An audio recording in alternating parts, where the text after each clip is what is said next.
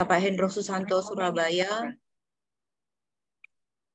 Bapak Heru Wijaya ICU RSAH, Bapak Irawan Naharto Surabaya. Itu rumah sakit Adiusada, Sen. Oh, oke. Bapak Johan Budianto Surabaya dirawat di ICU Mayapada. Bapak Lee Sun Kyong Rumah Sakit Adiusada D209. Bapak Chen Kinfa Singkawang, Bapak Wen Changhu Surabaya, Bapak Wen Changhua Surabaya, Bapak Wilya Teja Lesmana Bali, Bapak Wongso Dipo Wahyudi Tabanan Bali, Ibu Hartini Citro Hartoko Bondowoso, Bapak Sumintu Lukman atau Ko Aming Bondowoso, Ibu Ari Chandrawati Bali, Celine Amerika, Ibu Chen Li Chong Jakarta, Ibu Nawati Kamal Jakarta, Ibu Chung Chiu Moy dirawat di Rumah Sakit Siloam Karawaci, Ibu Go Bikcin Surabaya, Ibu Go Sihua Surabaya, Ibu Hartati Kusumalau Surabaya, Ibu Herjanti Chandra Gading Serpong,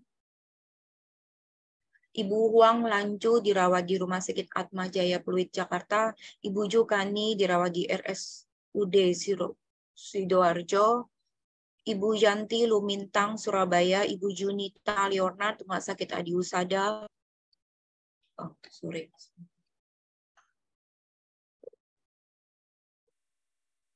Sebentar, sorry.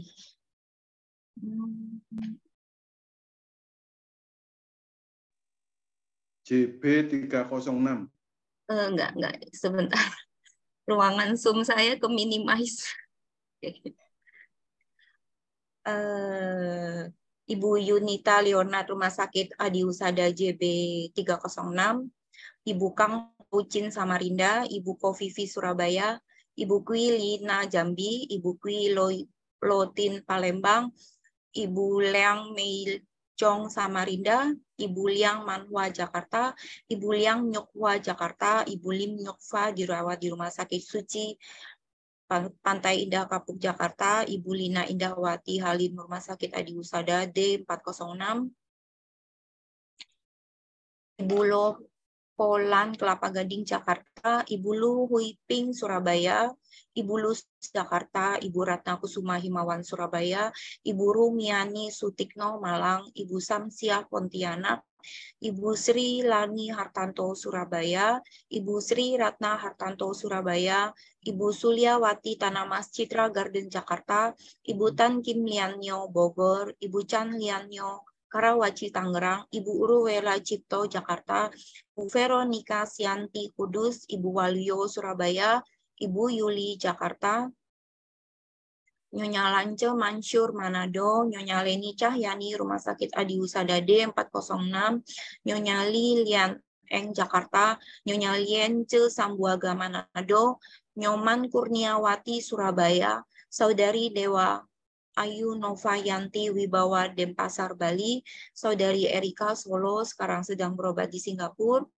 Saudari Jenny Swan Pranoto Surabaya, Saudari Ratna Bekasi. Demikian nama-nama yang saya sebutkan. Sekarang marilah kita memulai pembacaan parita malam ini dengan membacakan nama Karapata.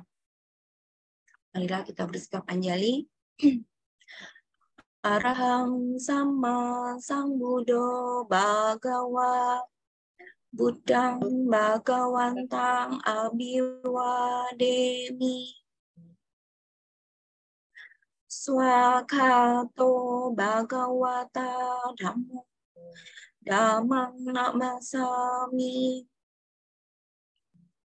Supatipano Bhagavato Sawaka Sanggo Sanggang Namami.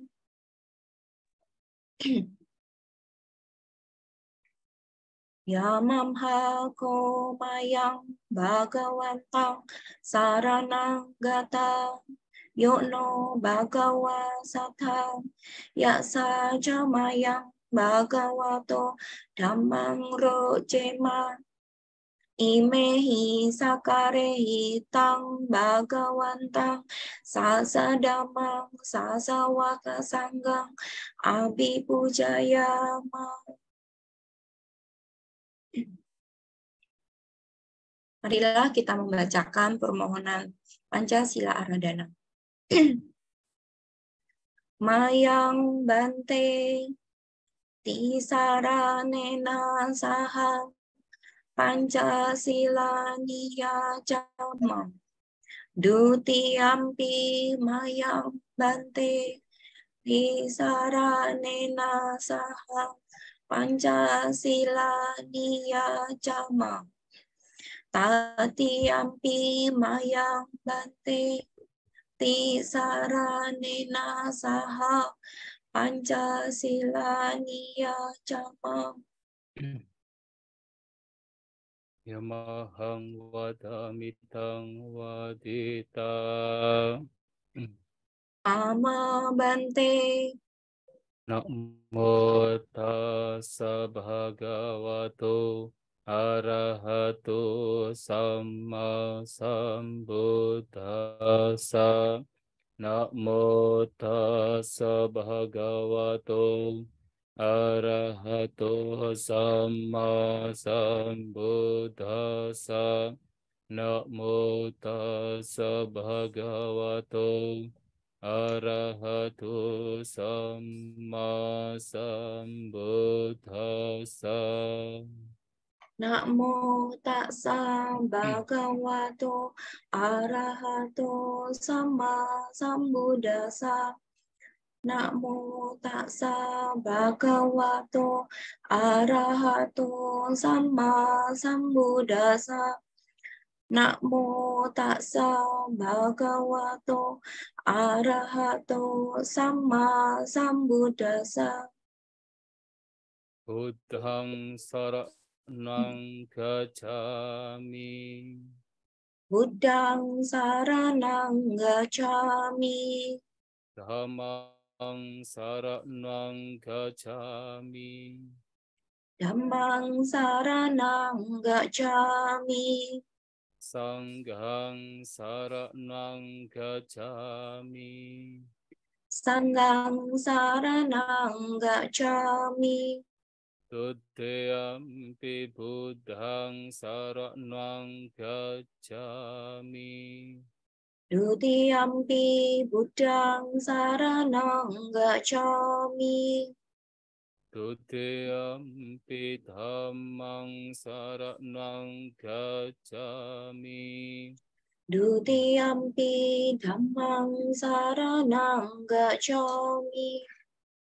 Tutiyampi sanghang saranang gacchami. Dutiyampi sanghang saranang gacchami. Tatiyampi buddhang saranang gacchami.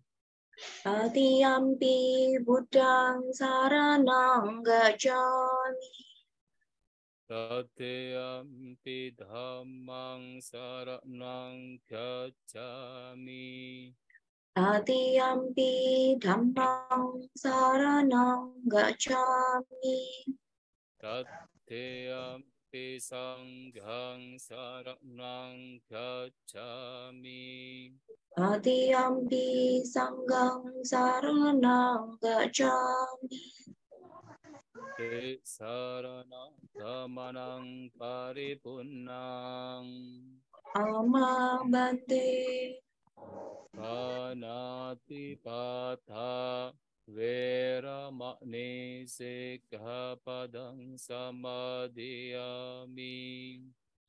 Anatipata Veramani Sikkhapadang Samadhiyami. Adinatana veramani sikkhapadang samadhiyami.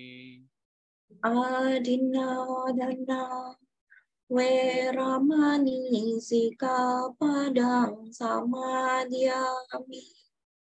Kame sumecchachara veramani sikkhapadang samadhiyami.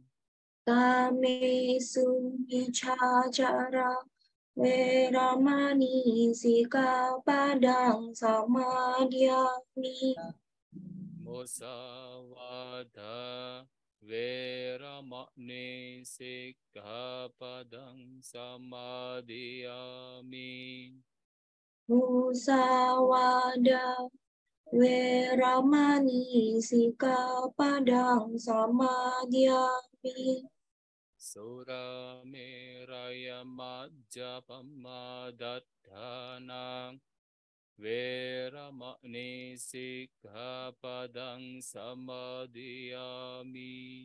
Surameraya Majjapamadatthana Weramani, Sikapadang, Samadhyami. Imani panca sikkhapadani silena sugating yanti silena bhoga sampada silena nibbutting yanti tasma silang visodhaye. Ama Bante, Sadu, Sadu, Sadu. Baiklah, selanjutnya kami mohon kepada Bante untuk memimpin pembacaan parita pada malam hari ini. Maaf sebelumnya Bante, suara Bante terdengar kecil Bante di saya. Atau Itu ya. Tempat lain gimana? Tempat lain mungkin ya, gini keras Bante. Makasih Bante. ya, ya. Mungkin ininya ya.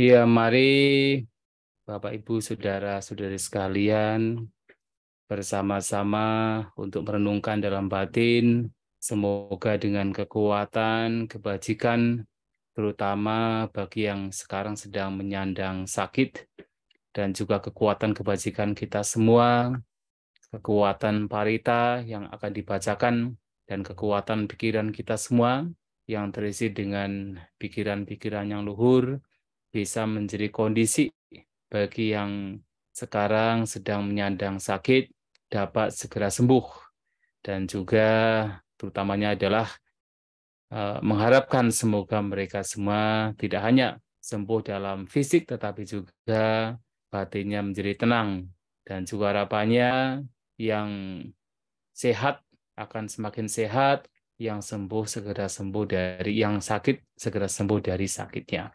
Itu harapan kita semua dengan kekuatan kebajikan kita semua, kekuatan dari parita ini, kekuatan pikiran kita semua.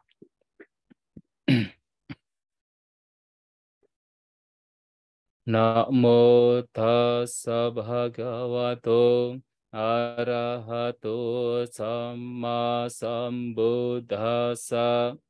Namo tassa bhagavato arahato samma sambuddhassa.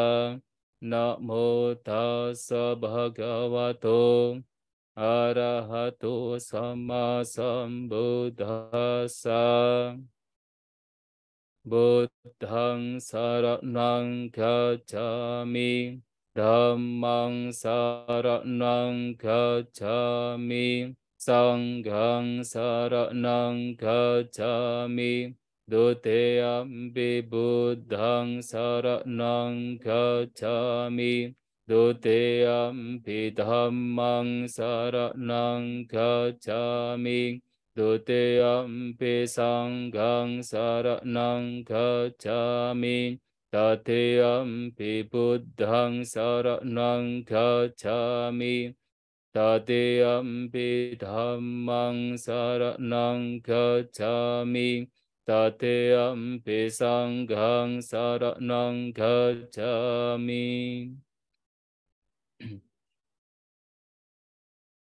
Iti piso bhagava arahang samma sambuddho vicacharana sampanno sugato lokavido anuttaro purisa dhamma sarati sattha deva manusanang buddho bhagava te. Swagato Bhagavata Dhammo Sandhitiko Akaliko Ehipasiko Opanayiko Pachatang Veditapo Vinyohi Ti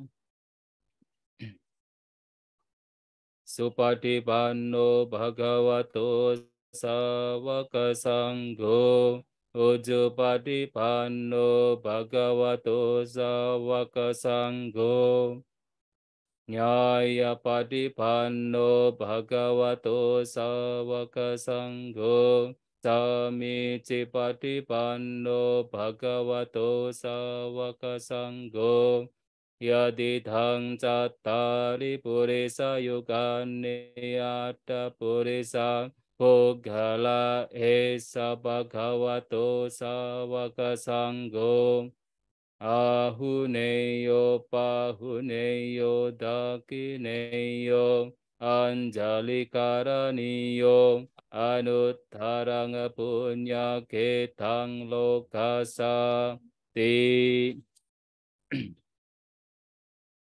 Natime Saranang Anyang Buddha me Saranang Varang Ete Nasa Jawa Jena Sotite hotu sabada Nati me saranang anyang Dhammo me saranang varang Ete nasa jawa jena Sotite hotu sabada Nati me saranang anyang Sangho me saranang varang Ete nasa jawa jena Sotite hotu sabada Mahakaruniko natho Atayasa papaninang Puredwa parami sabha Pato samboli mutamang Etena sachawa jena Mahontu sabupadawa Mahakaruniko natho Itayasa papaninang Puredwa paramisabha Patho sambodhimutamang Etena sachawa jena Mahontu sabupadawa Mahakaruniko natho Sukhaya sabapaninang Puredwa paramisabha Pato sambodhimutamang Etena sachawa jena Mahontu sabupadawa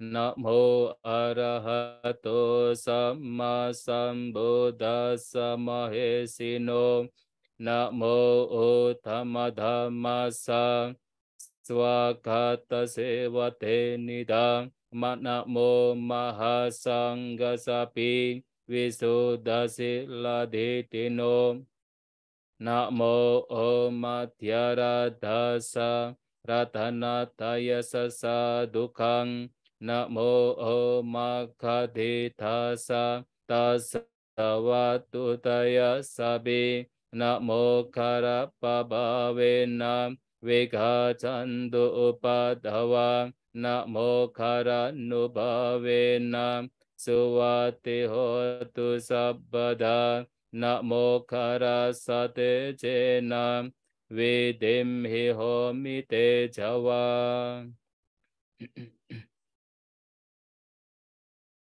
Metanca sabalokasming manasam bhavaye aparimanang Odang adhocatiriyanca asambadang averang asapatang Tethang carang nisinnowa sayano ya wata savigatamito Ethang sating adidheya Brahma metang viharang idamaho Tetensa anupagama Silavadasanena sampanno Kamesu vinaya getang nahi jatu gapaseyang punare te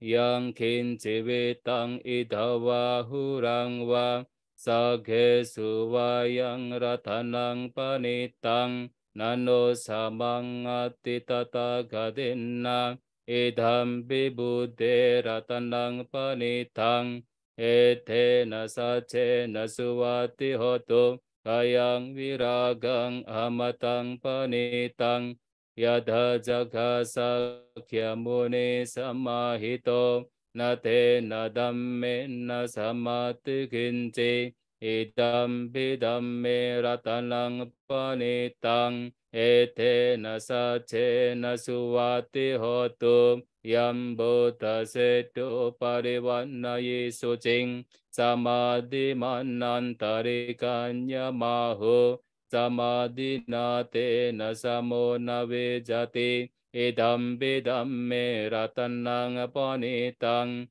ete na sace na suwati hotu ye pugala atta satang pasata cattari eta niyuga nihonti te dakkineya sugata sasawaka ete sudinna nimahapalani idam bisangge ratanang panitang etena sacena suwati hotu Yesu payuta manasa dalhena nekamino gotamasa sanamhi te patipata amatang vigaiha ladha mudha nimbuting bunjamana idam bisangge ratanang panitang etena sacena suwati hotu kinang puranang nawang nati sambawang wirata cita yatike bawasming te kinabija avirulle canda nibhandi dira yatayam padipo idam bisangge ratanang panitang etena sacena suwati hotu.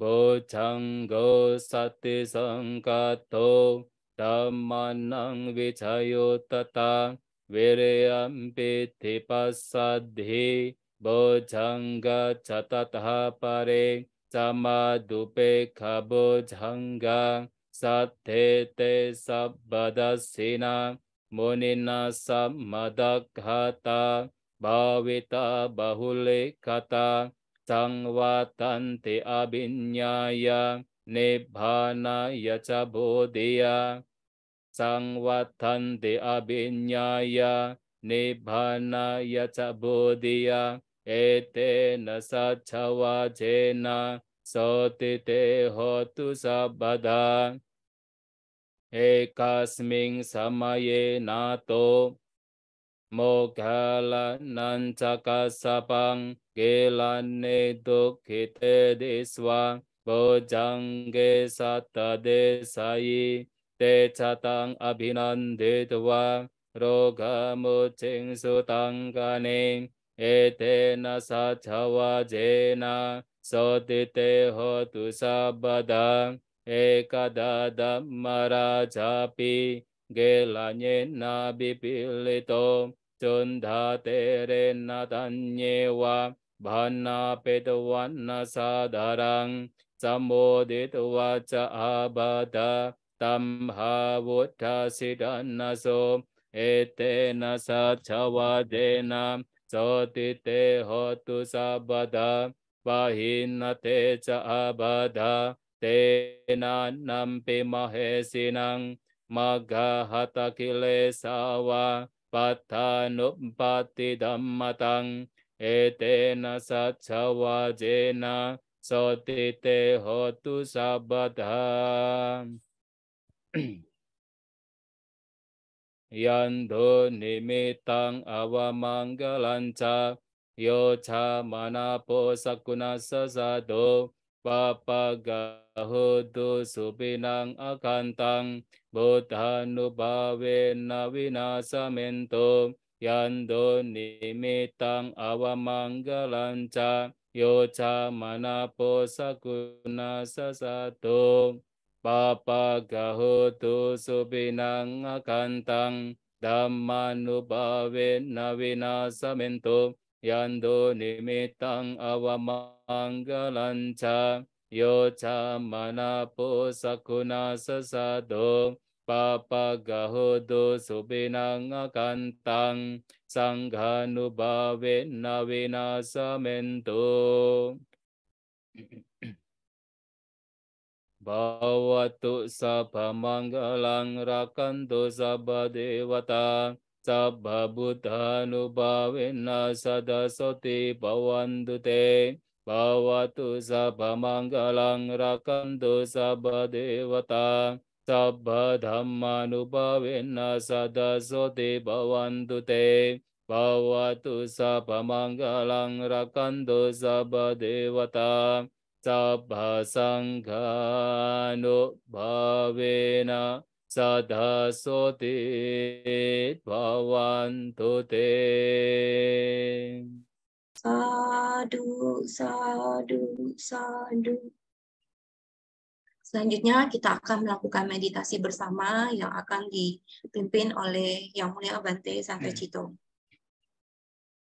Ya baik, Bapak Ibu Saudara-saudari sekalian, setelah bersama-sama merenungkan Dhamma dengan cara mendengarkan pembacaan Parita dan Sutta, mari kita bersama-sama memancarkan cinta kasih kita, terutama untuk mereka yang sekarang sedang menyandang sakit, dengan harapan semoga mereka semua mendapatkan kesehatan, mendapatkan kesembuhan, semoga mereka terbebas dari segala bentuk hal yang buruk.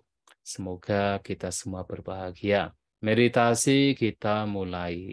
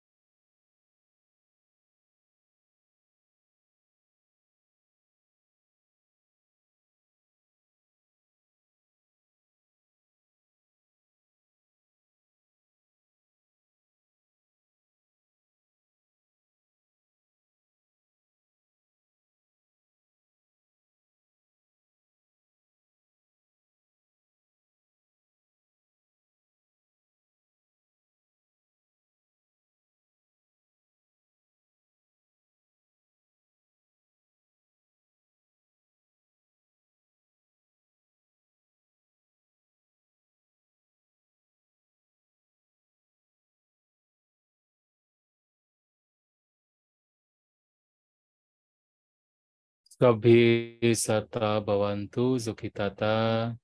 Semoga semua makhluk berbahagia. Meditasi selesai. Sadu, sadu, sadu. Namo Dana Bante. Baik. Ya. Baiklah Bapak Ibu semuanya yang hadir di sini hari ini, kita karena baik kita semua ya, kita dapat kesempatan baik dari Bante Santa Cito yang hadir pada malam hari ini. Setiap Selasa kita kan selalu membacakan parita untuk kesembuhan saudara-saudara kita yang sedang sakit. Biasanya kita hanya mendengarkan anusasana. Kali ini kita juga bisa mendengarkan penjelasan-penjelasan dari Bante bagi Bapak Ibu yang mungkin memiliki keraguan-raguan dalam menghadapi gejolak kehidupan ini. Mungkin masih ada yang kurang jelas dalam berbagai permasalahan dalam kehidupan ini, bagaimana mencari solusinya secara dhamma, sesuai dengan dhamma seperti apa. Silahkan Bapak Ibu semuanya bisa menanyakannya kepada Bante, dan Bante nanti akan memberikan penjelasan yang berhubungan dengan pertanyaan Bapak Ibu semuanya di sini. Silakan bisa langsung raise hand atau bisa langsung bertanya pada Bante. Bante, ini kan kita setiap hari Selasa ini kan kita selalu membacakan parita gini ya Bante, dan nama-nama yang kita sebutkan biasanya sebelum membaca parita ini sebagian itu selalu sama Bante. Saya selalu ingat ada beberapa nama yang selalu sama ya, kemungkinan juga kita mungkin semua di sini nggak tahu Bante mereka itu sedang menderita sakit apa. Pokoknya kita niat baik aja, kita membacakan parita dari jarak jauh dengan kekuatan pikiran kita, semoga bisa tersalurkan sesuai dengan kondisi karma kita masing-masing. Namun bagi semua orang kan tidak segampang itu ya Bante untuk menerima ini hanya mendengar hanya pembacaan parita gitu ya. Kondisi batin seseorang itu kan berbeda-beda ya Bante. Kita yang sering melakukan praktek aja, kalau kita mengalami sakit itu kadang-kadang susah-susah gampang Bante untuk menerima kondisi fisik kita yang berubah seperti ini. Nah, bagaimana Bante kalau misalnya kita menemui orang yang mereka gelisah dalam menghadapi penderitaan fisik yang dihadapinya. Kembali lagi kan kondisi batin itu kan sebenarnya berperan besar ya Bante dalam kesembuhannya. Kita juga nggak tahu bagaimana kondisi batin si pasien ini seperti apa. Bagaimana kita cara mungkin orang dekat kita memberi motivasi, memberi semangat supaya mereka pertama secara batin Bante, supaya memberikan pengertian lah Bante, supaya mereka ini juga bisa benar-benar memahami walaupun kita juga tahu nggak gampang buat mereka. Seperti itu Bante, bagaimana kita bisa memberikan yang terbaik lah supaya kondisi batinnya itu bisa betul-betul netral dalam menghadapinya. Mohon penjelasannya Bante. Iya, baik. Ya tentu kita yang bisa kita lakukan untuk mereka yang sakit adalah memberikan nasihat. Karena nanti juga ya kan kembali lagi daripada masing-masing. Kita tidak bisa kemudian memastikan bahwa yang diberi nasihat pasti akan menjadi tenang, menjadi bahagia, mampu termotivasi untuk tetap bertahan sampai sembuh. Kita tidak tahu, tapi ya memang tugas kita adalah memberikan nasihat kepada mereka. Nasihatnya apa ya? Salah satunya adalah memberikan satu pemahaman penjelasan bahwa yang namanya sakit itu memang sesuatu yang semua orang pasti mengalami. Jadi kita manusia itu kan memang didesain untuk mengalami 3 hal. Nah ini baik untuk kita renungkan sebelum 3 hal ini muncul. Karena kalau sudah muncul tanpa kita memperkokoh batin kita memang sulit untuk menghadapinya. Jadi yang pertama adalah kita harus mengalami usia tua. Jadi sejak kita dilahirkan, usia kita terus bertambah. Itu harus sering kita renungkan, bahwa usia tua akan datang pada kita. Usia tua datang kepada saya. Sehingga kalau nanti suatu saat kita terus mengalami ketuaan, kita sudah siap. sudah siap dengan batin bahwasanya memang usia tua ini sesuatu yang wajar bagi saya. Jangan kemudian ketika kita tidak ada persiapan, ketuaan semakin datang, kita menjadi sangat menderita. Nah, itu pertama. Yang kedua, seiring dengan usia bertambah, pasti berbagai macam sakit itu akan datang pada kita. Dan itu juga harus kita renungkan. Kita renungkan bahwasanya sakit datang pada kita. Nah, sehingga ketika itu kita renungkan terus, nanti ada kekuatan. Ketika sakit muncul, kita tidak akan begitu menderita. Karena sudah siap dengan bahwasanya sakit memang sesuatu yang datang kepada semua orang, termasuk saya. Kemudian juga bahkan kita akan mengalami bahwasanya kita harus meninggalkan tubuh ini, yaitu dengan kematian. Semua orang pasti mengalami kematian. Nah, itu juga direnungkan supaya nanti ketika kematian terjadi, kita tidak akan begitu menderita. Nah, 3 inilah yang memang harus kita renungkan dalam kehidupan kita sebelum bahkan itu terjadi. Nah, karena kalau sudah kita mengalami sementara kita tidak kokoh dalam batin kita, ya memang sulit. Tapi itu pula yang bisa kita lakukan untuk mereka. Untuk memkokoh, menjelaskan, memberikan pemahaman bahwa yang namanya sakit itu memang sesuatu yang dialami oleh setiap orang. Lihatlah itu sebagai sebuah kewajaran. Memang sulit bagi yang belum kokoh dalam batinnya, yang tidak melakukan berbagai macam perenungan berkenaan dengan 3 hal. Tapi kita upayakan. Kemudian yang kedua tentunya ketika seseorang sakit ya tetap melakukan usaha. Jadi jangan pesimis, usaha untuk menyembuhkan. Jangankan kita sebagai seseorang yang belum mencapai kesucian. Sang Buddha saja sudah arahat, ketika sakit fisik juga masih minum obat. Masih katakan mencoba untuk sembuh dari sakit fisiknya. Nah, kita pun juga sama. Tetap kita memberikan optimisme, memberikan nasihat bahwa kesembuhan itu juga penting. Tapi pertama harus tahu, harus katakan menerima sakit itu memang sesuatu yang wajar. Pasti datang pada kita. Tapi kita berusaha untuk menyembuhkannya dengan obat dan sebagainya. Menjaga makanannya, menjaga istirahatnya, menjaga obatnya dan sebagainya. Untuk supaya menjadi sehat. Nah, kemudian juga harusnya sebelum atau walaupun 3 hal ini sudah datang pada kita, apalagi kalau belum datang pada kita, nah kita harus apa? Mengisi kehidupan kita dengan hal-hal yang baik. Karena begini, Sang Buddha juga menyampaikan, kalau seseorang itu tidak bijaksana, di masa mudanya ketika dia muda, orang demikian akan dimabukkan dengan masa mudanya. Bersenang-senang, mumpung masih muda. Kemudian hanya mengisi hidupnya dengan kesenangan. Tapi Sang Buddha menyampaikan orang bijaksana itu berbeda. Nah, sementara orang tidak bijaksana mengisi hidupnya dengan bersenang-senang di masa mudanya, nah orang bijaksana berpikir, selagi saya masih muda, saya harus banyak melakukan kebajikan. Bahkan lebih dari itu adalah selagi saya masih muda, saya harus berusaha mengembangkan batinnya. Nah, itu orang bijaksana. Sehingga ketika nanti ketuaan terjadi, tidak menyesalkan hal-hal yang baik. Nah, kemudian juga ketika seseorang lagi sehat, kalau orang tidak bijak, dia akan kemudian berpikir, selagi saya sehat, saya harus menikmati berbagai macam kesenangan indera. Tetapi orang bijaksana berbeda. Ketika sehat justru akan berpikir, selagi saya sehat, saya akan mengisi hidup ini, kesehatan ini dengan apa? Hal-hal yang baik, yang bermanfaat untuk melatih batinnya. Sehingga nanti ketika sakit muncul, tidak akan begitu menderita. Dan demikian pula, kalaupun misalnya kok kita sudah tua, kita sudah sakit, lantas bagaimana mesti kita lakukan? Tetap kita berjuang di dalam kebaikan, tetap berjuang di dalam spiritualitas, mengembangkan batin kita dengan berpikir, selagi saya masih hidup.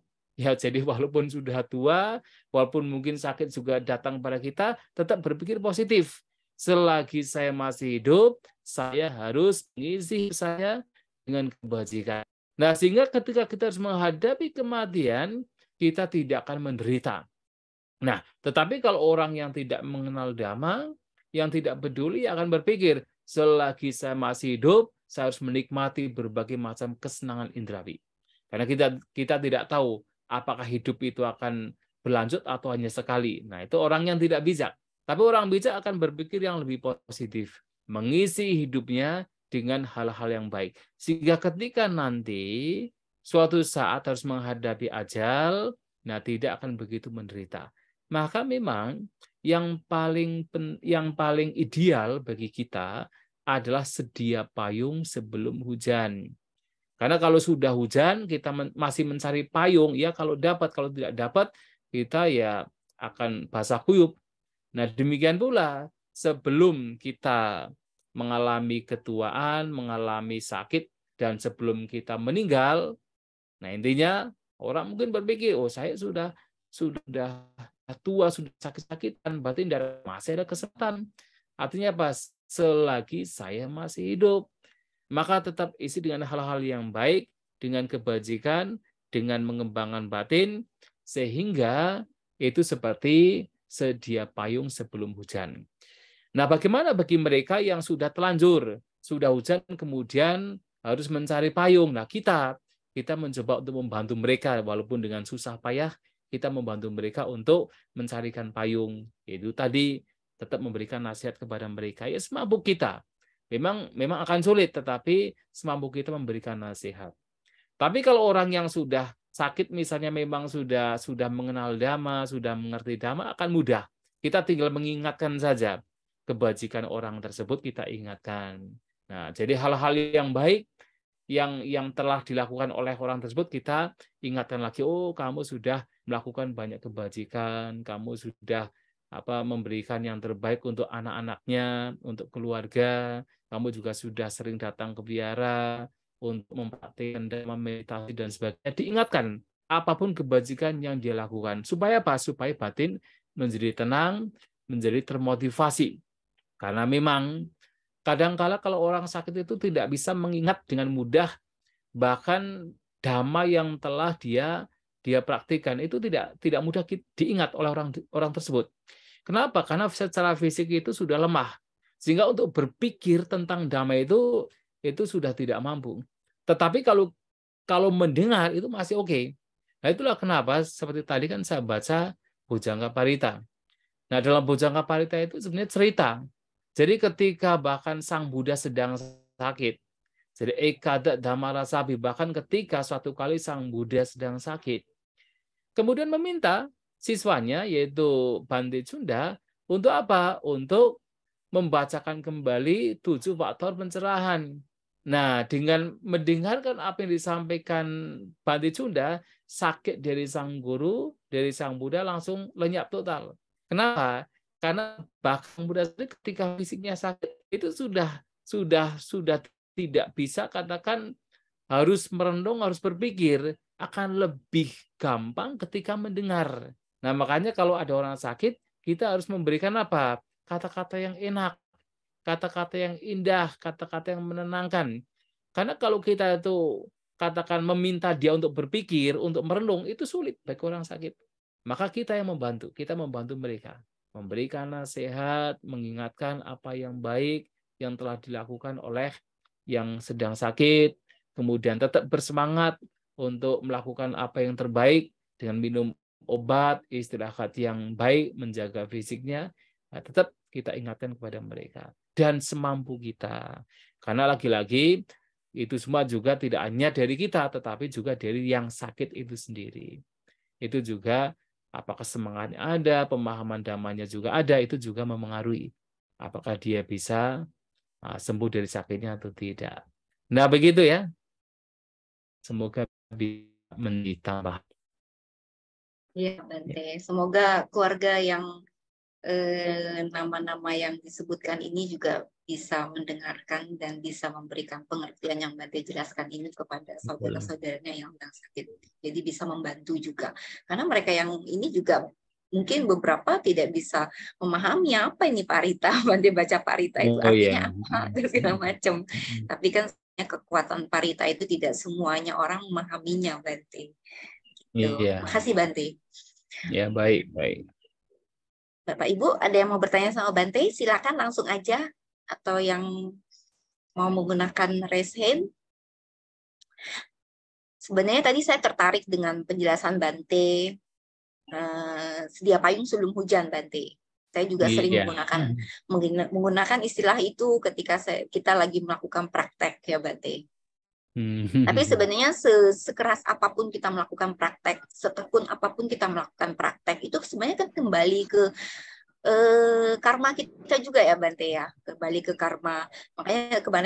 Makanya tadi saya bilang di awal pertanyaan, saya bilang sama Bante, walaupun kita sering mengkondisikan batin kita ini untuk tetap terlatih terus untuk menghadapi kehidupan, itu kembali lagi ke kondisi karma kita ya, Bante. Ketika kita Iya, menghadapi sebenarnya realita kehidupan, ya, gimana Bante?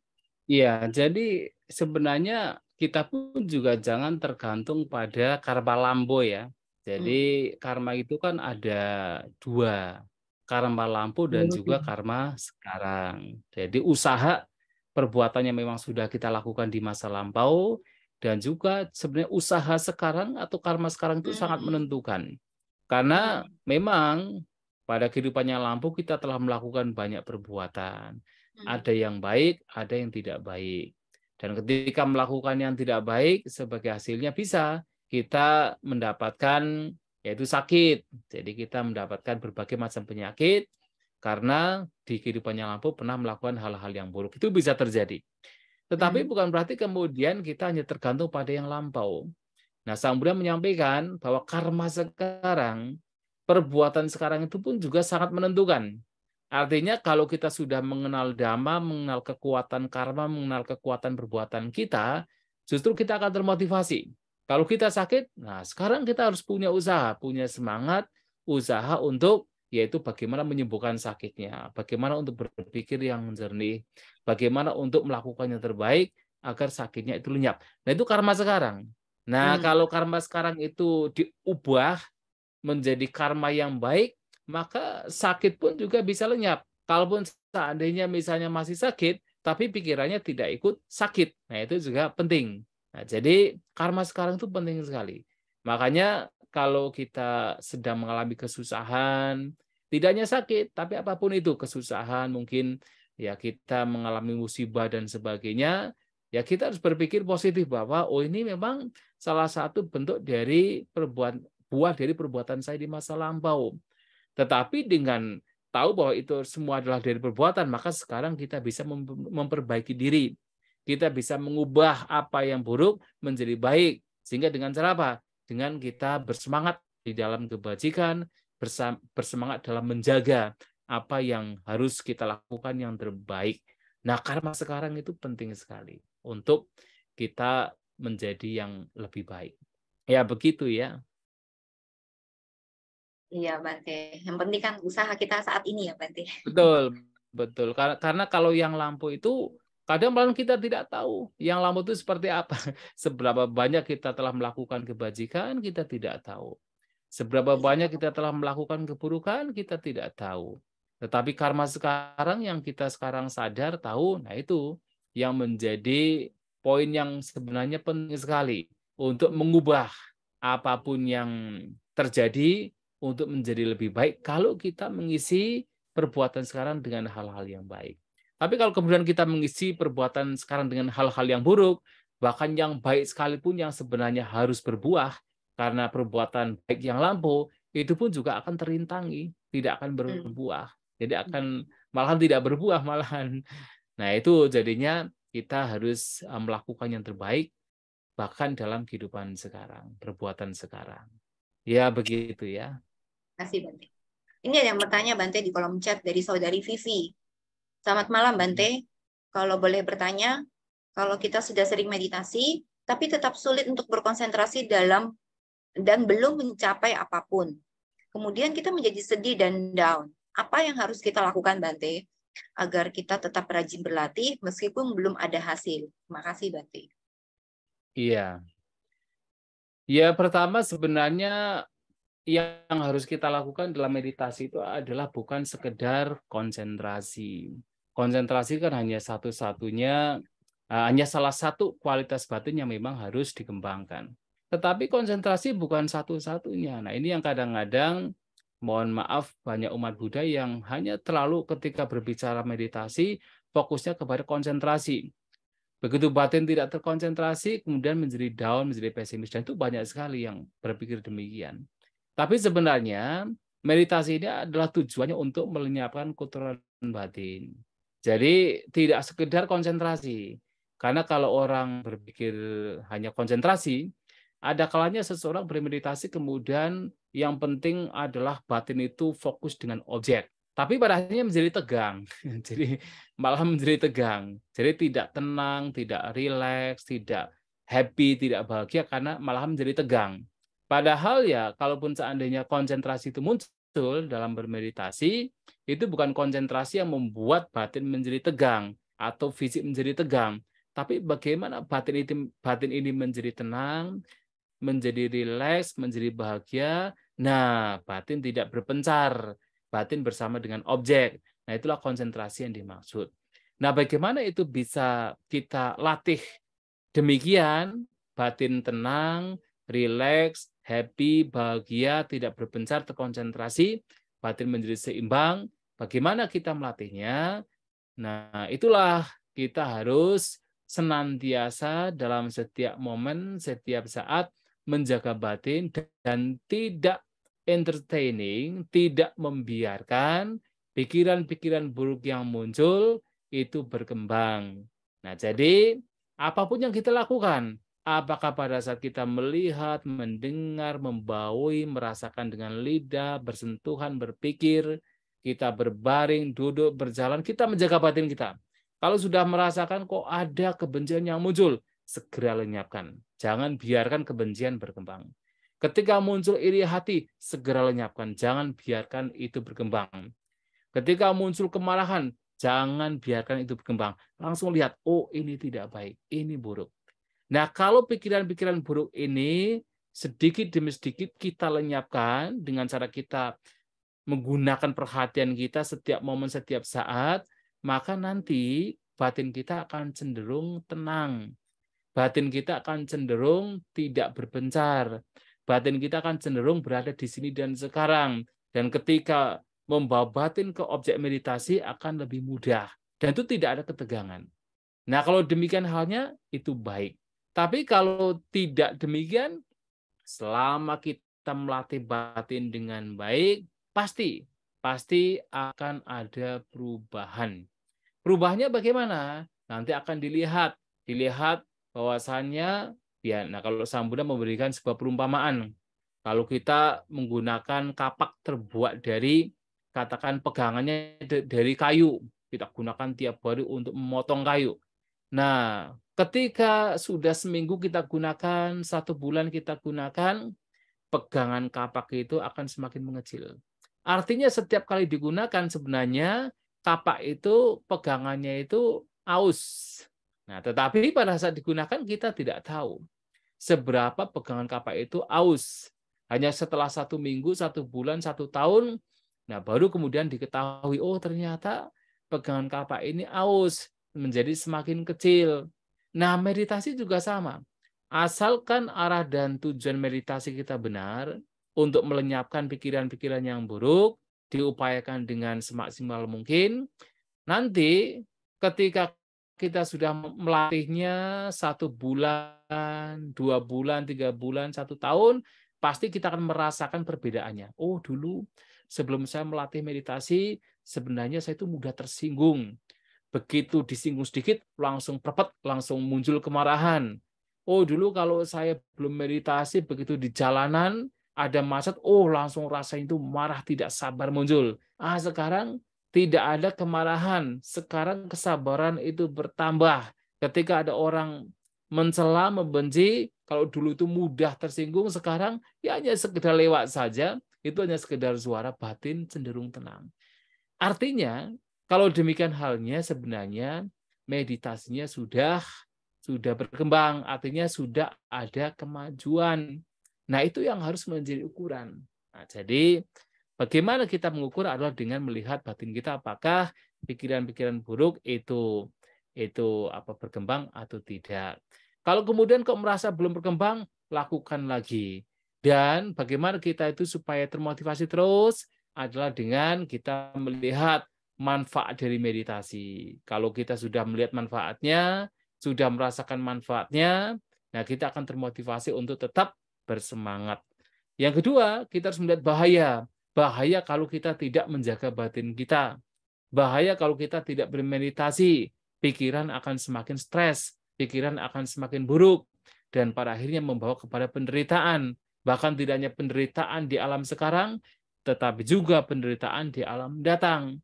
Dan itu bahayanya. Maka melihat manfaat dan juga bahaya dari dua sisi yang berbeda, maka semangat sang wega, keterbukaan batin akan muncul dalam meditasi. Nah, itu yang harus kita lakukan dalam meditasi. Ya, begitu. Terima kasih. Dari Vivi, semoga bisa terjawabkan ya pertanyaannya ini. Ya, kalau ngomong meditasi ini sebenarnya luas ya, Bante. Ya, ini Suhu. Saya diberi kesempatan untuk sedikit, karena ini kesempatan baik. Banyak saudara-saudara kita yang malam ini juga yang mendengarkan dengan kondisi fisik yang kurang sehat. Tapi kalau secara awam aja, fisik itu masih belum apa-apa. Yang parah itu kalau jiwanya yang sakit, Bante. Maka karena kalau pepatah dulu yang sesuai Bante diberikan arahan sedia payung sebelum hujan. Namun kalau orang dulu bilangnya bukan sedia payung sebelum hujan, Bante. Kurang itu bersihan. Karena kadang kalau payungnya tidak dikontrol, bukanya waktu hujan tidak bisa, Bante. Tidak bisa. Iya, itu tidak bisa. Itu sering terjadi sampai otot-otot ternyata dibuka robek, itu baru payungnya itu. Maka kalau filosofi dulu itu orang tua-tua mengatakan, keluar kita lihat cuaca. Mau di rumah lihat raut mau masuk ke rumah seseorang, kita lihat raut mukanya. Kalau sudah menduduk, tidak usah masuk nanti. Jadi kalau kita baca parita, sebetulnya di rumah sakit apapun yang dimana, kadang-kadang kita harus ada jurus secara fisiologi, Bante. Sedikit kebatinan, bukan suhu loh, ya, kebatinan. Mereka itu penyebabnya apa, kita harus menguasai, Bante. Kalau seorang, ibaratkan orang kalau dibacakan parita dia, wah bosen dia itu. Saya itu dengar ini lagu atau apa sudah tidak terhiraukan karena dia itu sakit. Kadang-kadang itu cuma satu. Dia senang anaknya kalau bisa datang aja. Sembuh itu, Bante. Iya. Sembuh. Sering begitu. Namun kita ini di pelayanan, guys, ini di pelayanan, Bante. Sering kalau ini agak sedikit salah kaprah mereka itu.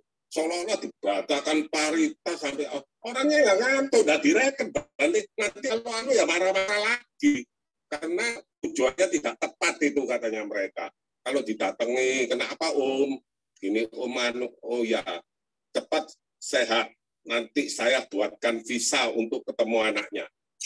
3 hari lagi pasti sembuh, Bante. Mereka malah tanya, mana visanya apa gitu, Bante. Nah, kalau itu kan secara batinnya mereka itu kira-kira apa, Bante bisa memberi treatment yang agak apa ya, agak leluasa, Bante. Pasti Bante secara damanya kan lebih luas lah, Bante. Ya itu. Ya baik. Ya, Baik. Ya memang benar sekali. Jadi sebenarnya parita kan hanya sebagai salah satu media. Jadi bukan berarti itu tidak baik.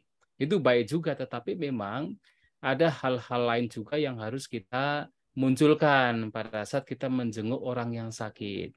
Jadi ketika kita menjenguk orang yang sakit, tidak ujuk-ujuk kita langsung membaca parita.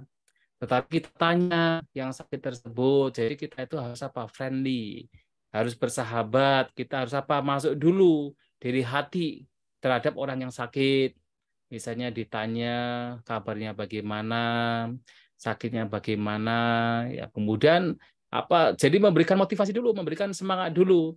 Itu yang seringkali ketika Sang Buddha itu berkunjung ke siswanya atau ke rumah tangga sedang sakit, pasti ditanya dulu. Kalau dalam khotbah kan biasanya Sang Buddha bertanya bagaimana sakitnya, sudah berkurang atau malah bertambah. Nah, begitu pasti begitu. Itu sebenarnya hanya satu contoh saja.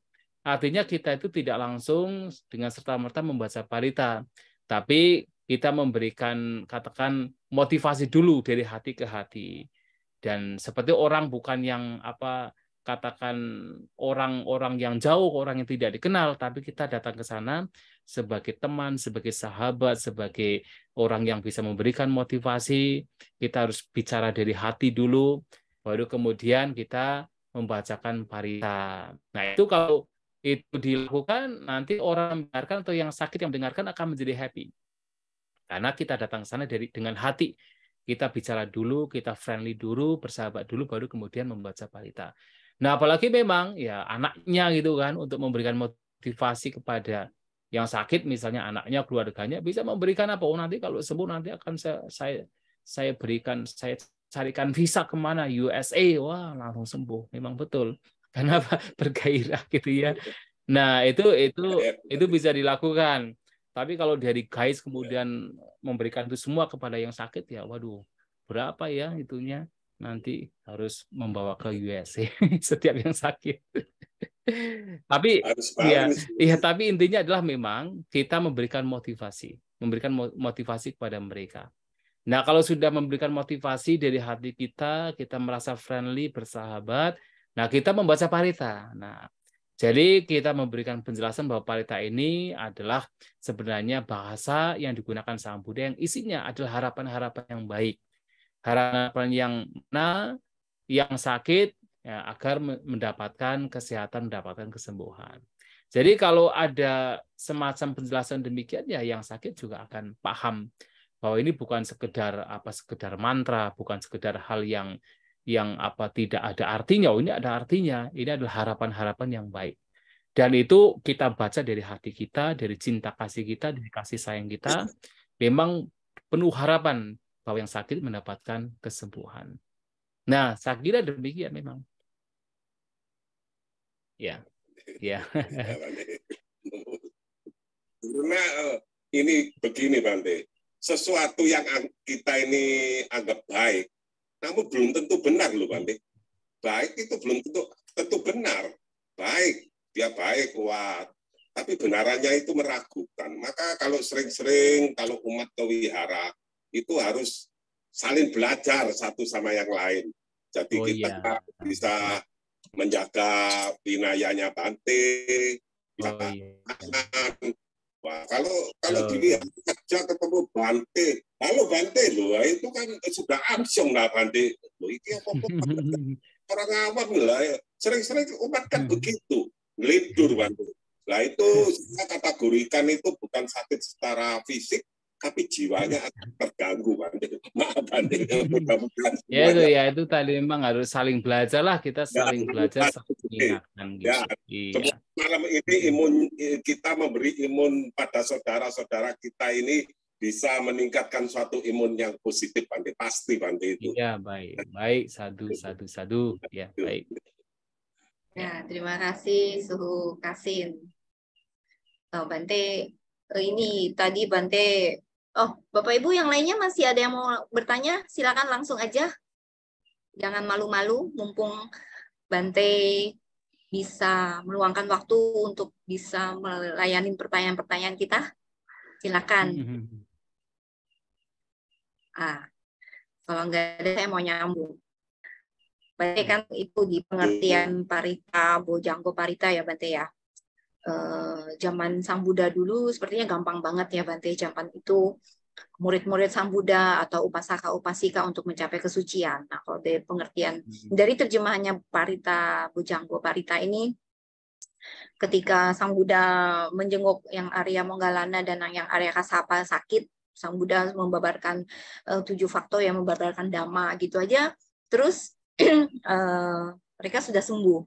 Dan juga banyak sekali kisah-kisah Jataka yang di saat itu begitu mereka mungkin melakukan kesalahan atau apa gitu ya Bante, terus mendengarkan khotbah Dhamma Sang Buddha, terus mereka langsung mendapat pencerahan dan mencapai kesucian. Gampang banget saat itu Bante. Pertanyaan saya Bante, apakah kemajuan zaman itu mempengaruhi Bante? Mempengaruhi cepat atau lambatnya kita mencapai kesucian gitu Bante? Iya. Kalau di cerita yang Bojjhanga itu kan sebenarnya Bante Mahamoggallana, Bante Mahakassapa yang pada waktu itu sakit, tetapi dalam kesempatan berbeda sebenarnya, itu kan sudah mencapai arahat sebenarnya. Mereka sudah mencapai arahat. Nah, tetapi mereka sakit. Sang Buddha datang, kemudian Sang Buddha menyampaikan, mengingatkan kepada Bante, sebagai contohnya Bante Mahamoggallana, bahwa 7 faktor pencerahan ini sudah saya kembangkan dengan sempurna. Nah, yang mengarah kepada apa? Kepada abinya, mengarah kepada nibbana. Nah, ketika Sang Buddha mengatakan demikian, itu dijelaskan dalam kitab komentar, Bante Mahamoggallana mendengarkan itu kemudian berpikir, wah, saya saja yang mengerti 7 faktor pencerahan yang segini saja sudah mendapatkan hal yang sangat baik. Ini Sang Buddha katakan melakukan atau mengembangkan 7 faktor pencerahan dengan sangat sempurna, pasti luar biasa. Nah, ketika menunggu demikian, Bante Mahamoggallana itu memperoleh piti kegiuran. Nah, ketika kegiuran muncul, jadi seluruh badannya itu diselimuti oleh kegiuran, darah yang tadinya itu kotor menjadi bersih. Dan ketika darahnya menjadi bersih, nah segala penyakit yang pada waktu itu melanda Bante Mahamoggallana itu lenyap total. Jadi artinya memang Bante Mahamoggallana itu memang sudah mengerti Dhamma. Sehingga begitu diingatkan kembali tentang Dhamma, muncullah kegiuran. Jadi batin menjadi bahagia. Dan batin menjadi bahagia mempengaruhi fisik. Fisik menjadi sehat. Nah, ini dalam kasus yang Bante Mahamoggallana, Bante Mahakassapa.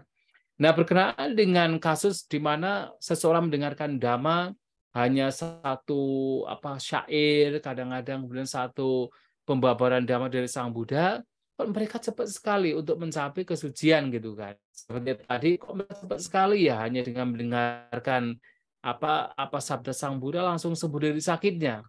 Harus bahwasanya orang-orang ini adalah orang-orang yang sudah belajar.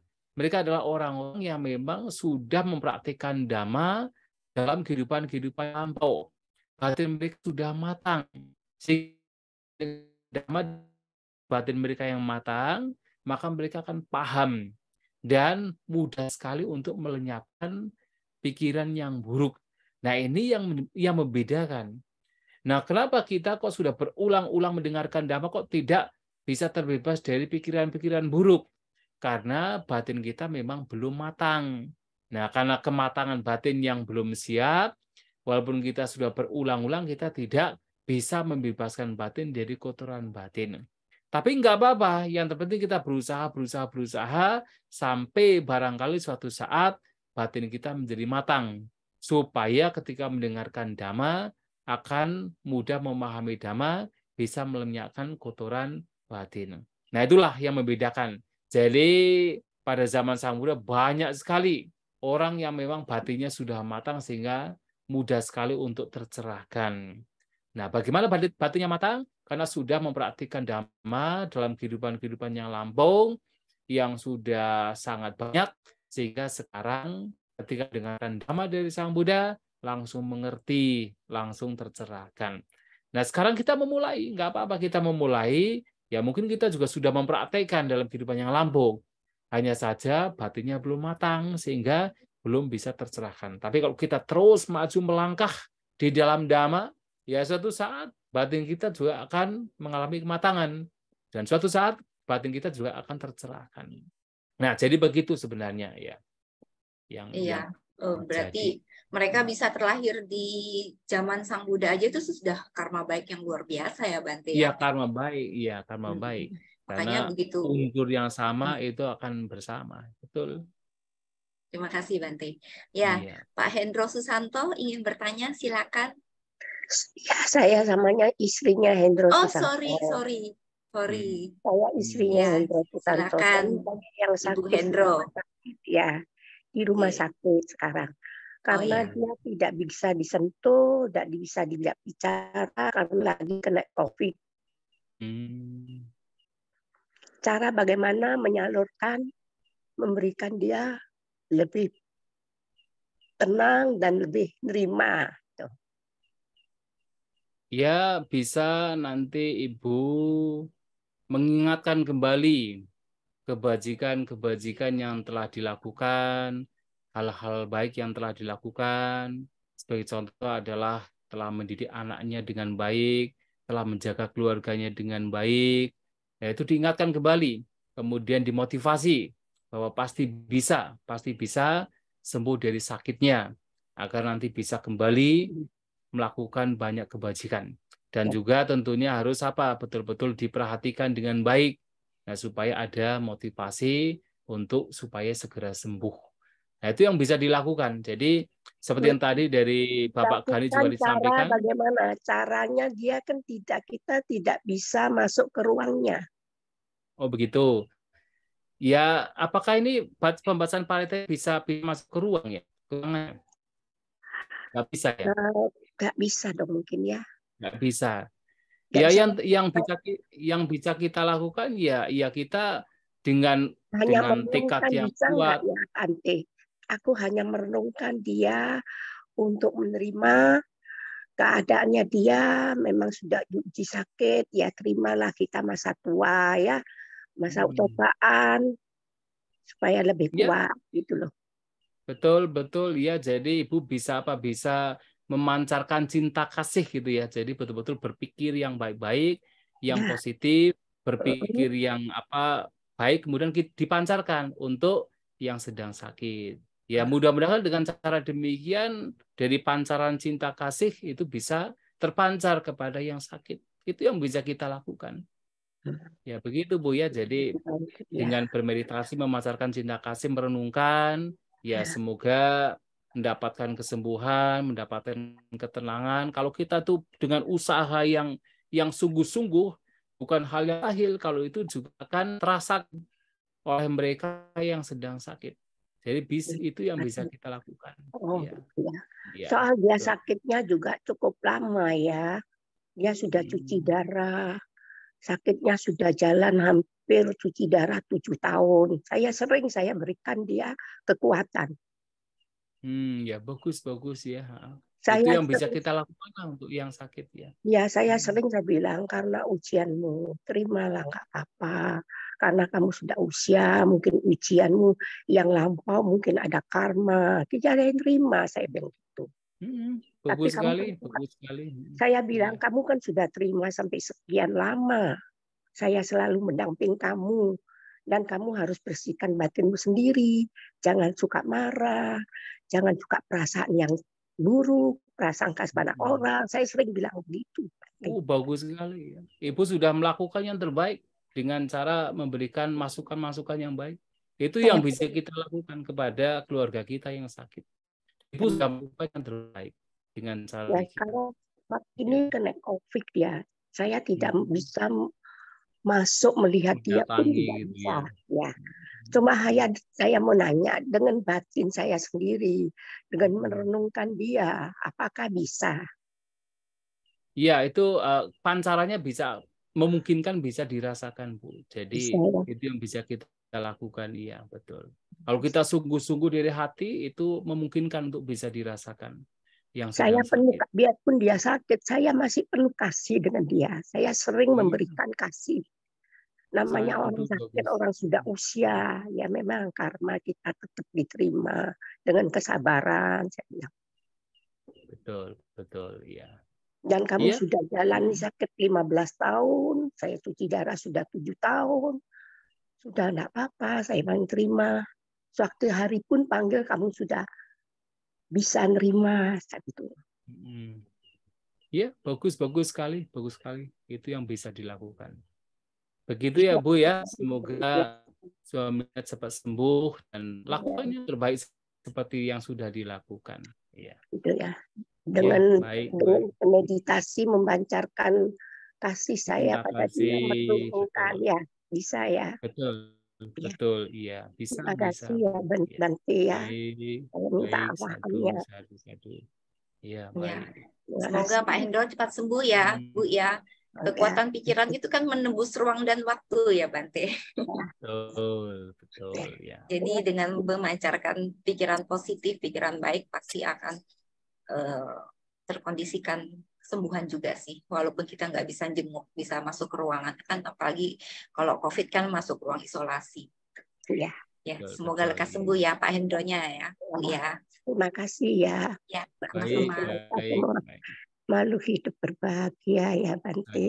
Sadu, ya.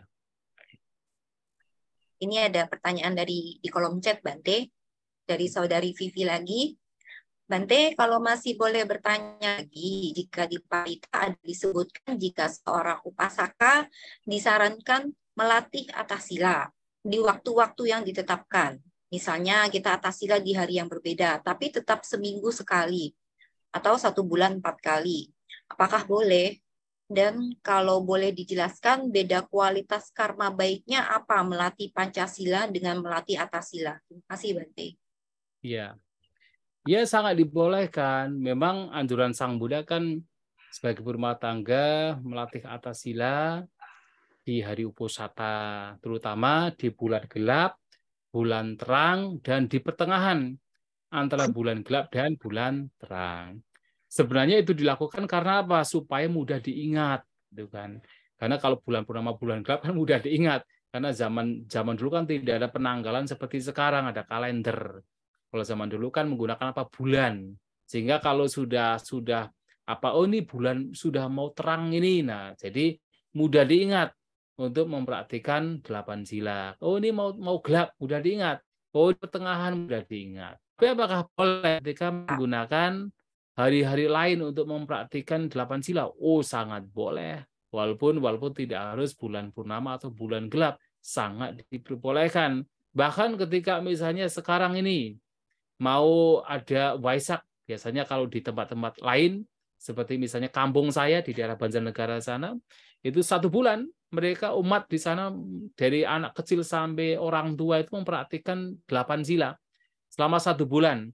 Wah, itu apakah diperbolehkan? Oh, itu sangat dianjurkan, walaupun bukan hari uposatha, 1 bulan sebelum Waisak. Apakah boleh dalam bulan-bulan lain? Kenapa tidak dipersilakan? Jadi mempraktikkan 8 sila itu kapanpun itu sangat diperbolehkan. Nah, apa bedanya praktek 5 sila dengan 8 sila? Wah, ya berbeda. Karena praktek 5 sila, praktek 8 sila itu lebih banyak dan lebih sulit ketimbang 5 sila.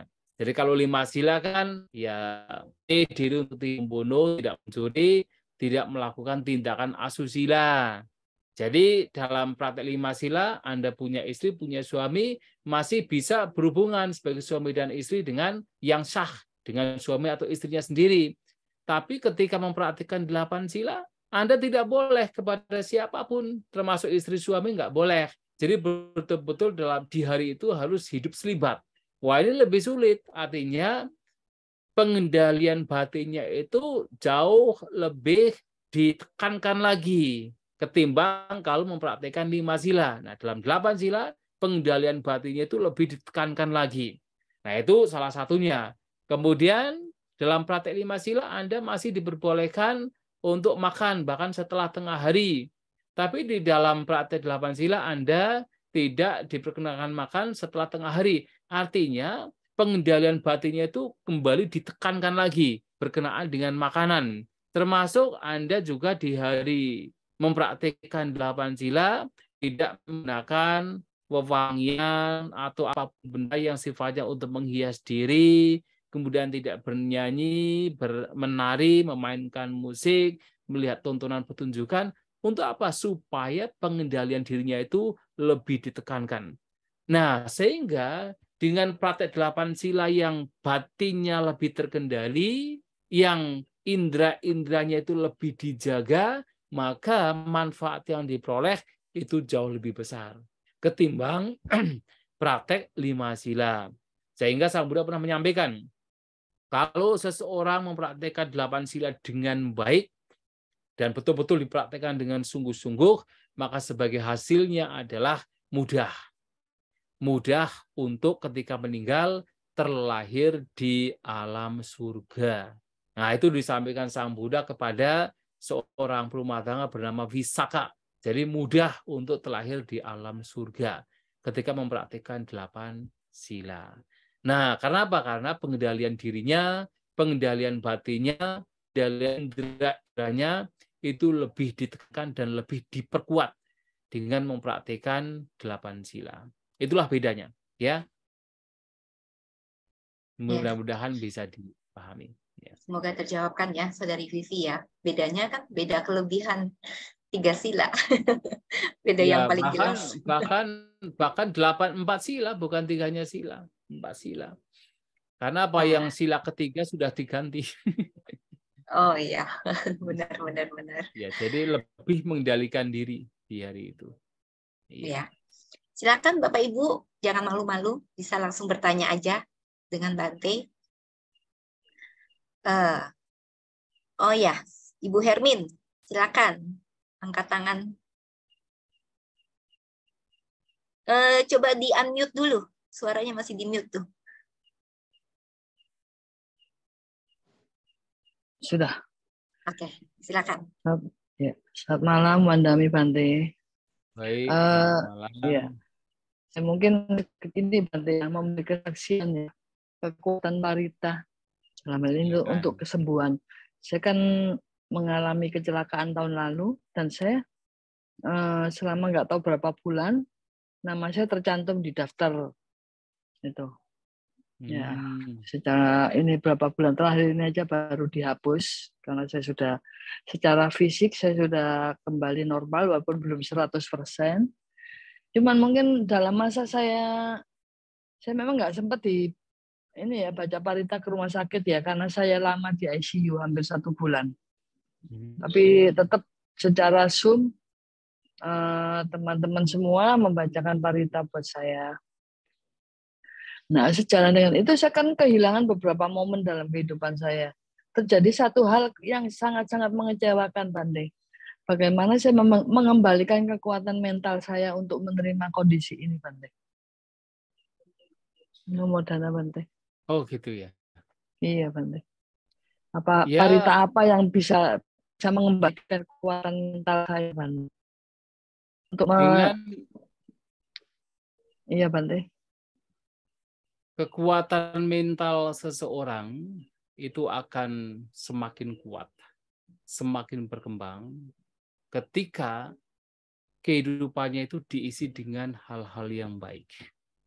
Artinya tidak hanya sekedar parita sebenarnya, tidak hanya sekedar membaca parita, tapi bagaimana kehidupannya itu diisi dengan hal-hal yang baik. Artinya berusaha untuk berjuang kembali mempraktikkan sila dengan baik. Ya, jadi seperti yang tadi juga ditanyakan tentang 5-8 sila, dipraktikkan dengan baik, dengan penuh perhatian, penuh kesadaran, mempraktikkan dengan baik 5 sila saja, itu sudah bagus sekali. Selain praktik 5 sila, selain misalnya, praktek sila yang pertama adalah dengan kita melatih diri menghindari pembunuhan. Dan Sang Buddha tidak hanya menyampaikan demikian sesungguhnya. Sang Buddha juga menyampaikan, selain menghindari pembunuhan, juga harus memunculkan cinta kasih terhadap makhluk-makhluk lain. Nah, artinya kita juga harus mengembangkan cinta kasih. Mengembangkan kasih sayang dalam batin kita. Ucapan, perbuatan jasmani kita terhadap makhluk-makhluk lain, kita isi untuk berbagi, untuk membantu, untuk menolong makhluk lain. Nah, kalau kita mengisi hidup kita dengan hal-hal yang baik, dilakukan itu dengan penuh kesadaran, maka kekuatan mental kita akan bertambah. Dan itu pasti. Karena mental yang kuat adalah mental yang pikiran-pikiran buruk itu lenyap. Sementara pikiran-pikiran yang baik itu berkembang. Caranya bagaimana? Caranya adalah isi hidup kita dengan hal-hal yang baik. Maka praktikkan sila dengan baik, kita berbagi, kita mencoba untuk menjaga ucapan kita, menjaga perbuatan kita, menjaga pikiran kita. Kita tidak biarkan pikiran muncul. Ketika muncul, kita upayakan untuk dilenyapkan. Terus demikian. Mungkin awalnya sulit. Mungkin awalnya itu sesuatu yang sepertinya mustahil. Tapi kalau itu dilakukan lagi dan lagi, kemudian kekuatan dari pikiran kita, kekuatan dari mental kita akan semakin berkembang. Rasa percaya diri akan semakin bertambah. Kekhawatiran, kecemasan itu akan semakin lenyap. Apapun kondisi kita, kekuatan batin kita akan semakin berkembang. Hanya satu caranya, mengisi hidup kita dengan hal-hal yang baik. Dengan menghindari juga hal-hal yang buruk. Nah itu. Jadi kalau kita mengibaratkan seperti misalnya ada satu gelas kopi yang pekat hitam. Nah, itu kan sepertinya wah hidup itu kok pahit sekali, hidup ini kok seperti gelap gulita gitu kan. Tapi kalau walaupun demikian, kalau kemudian kopi yang tadinya pekat itu kita tuang dengan air yang bersih sedikit demi sedikit, nanti lama kelamaan tidak bisa dengan serta, lama kelamaan air yang bersih tersebut akan menguasai gelas kopi tersebut yang tadinya pekat hitam nanti akan semakin terurai dan bahkan bisa hilang. Demikian pula kalau kita mengalami sesuatu yang sepertinya tidak nyaman, membuat kita itu merasa down, merasa pesimis, cemas, takut dan sebagainya. Cobalah untuk mulai, walaupun itu sulit, mulai untuk mengisi hal yang baik. Nanti lama kelamaan, nah jadi kekuatan yang baik ini akan memperoleh momentumnya sehingga apa? Menjadi semakin kuat, semakin berkembang. Nah, yang buruk-buruk secara alami akan semakin berkurang dan bahkan bisa lenyap. Dan itu yang bisa kita lakukan dalam hidup kita. Dan parita itu hanya sekedar salah satu upaya saja. Selain parita, harus melakukan yang terbaik. Ucapan kita juga harus dijaga, pikiran kita dijaga, perbuatan jasmani kita dijaga. Nah, itu yang harus kita lakukan. Dan parita juga sebenarnya kan isinya itu. Jadi tidak hanya sekedar bacaannya, tapi maknanya kan sebenarnya itu. Jadi melakukan hal yang baik. Nah, itu ya mudah-mudahan bisa menjadi masukan untuk Ibu Hermin ya. Namo Dana Bante, semoga saya bisa menjalankan apa yang Bante sarankan, nasihatkan. Pasti bisa Dana Bu. Bante. Ya, Mandami Bante, malam. Baik. Makasih Shen, jelas Shen. Mama. Ya, ini ada pertanyaan lagi Bante di kolom chat dari saudari Jenny Swan Pranoto. Sotihotu Bante, bagaimana kita menyikapi bila kita terkena penyakit yang sakitnya tidak bisa disembuhkan alias seumur hidup. Jadi hanya tergantung pada obat seumur hidup. Bagaimana kita menyikapi ini di dalam Buddhis? Ya memang mau tidak mau ketika itu terjadi ya tetap kita harus berpikir yang positif walaupun itu sulit. Karena ya namanya juga sakit kan memang bisa berbagai macam. Ada yang ringan, ada yang setengah, ada yang memang sangat berat. Ada yang pendek, ada yang tidak terlalu pendek tapi juga ada yang panjang. Itu sesuatu yang memang bisa terjadi pada apapun selama kita memiliki fisik ya, selama fisik kita masih ada. Selama itu pula sakit akan memungkinkan untuk muncul pada kita. Ya yang kalau kita mengalami demikian ya memang kita harus memperkokoh batin kita. Mau tidak mau memang sulit. Memang kita membutuhkan kesabaran. Kita membutuhkan berbagai macam perenungan dan itu sulit. Tetapi itulah yang bisa kita lakukan.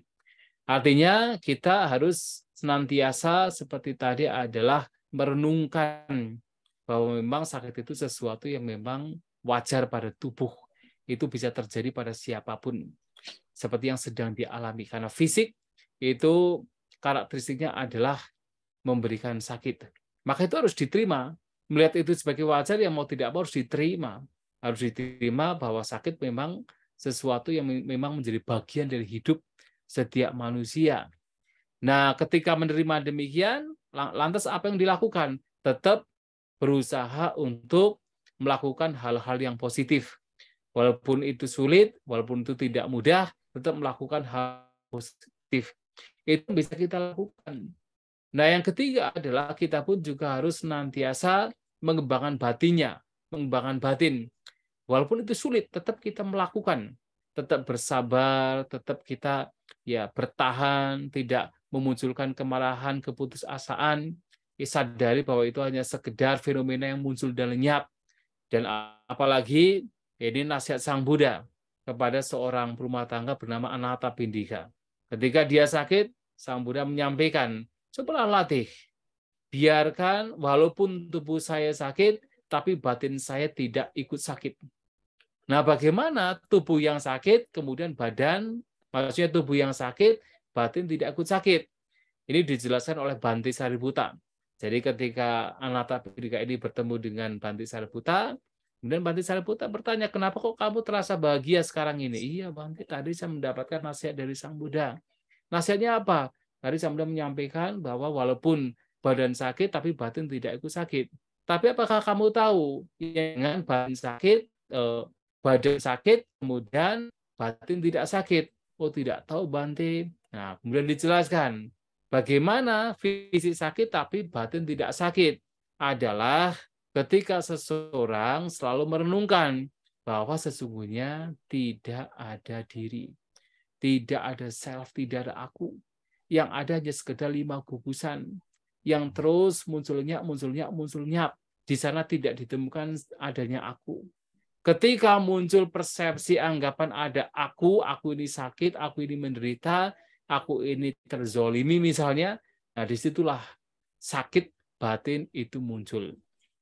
Tapi kalau kita mampu merenungkan, walaupun itu sulit, itu tidak mudah, kita selalu melihat bahwa itu sebagai sekadar fenomena, 5 gugusan yang tidak ditemukan adanya self, adanya aku, maka sakit itu hanya menjadi sakit fisik. Tapi batin tidak ikut sakit.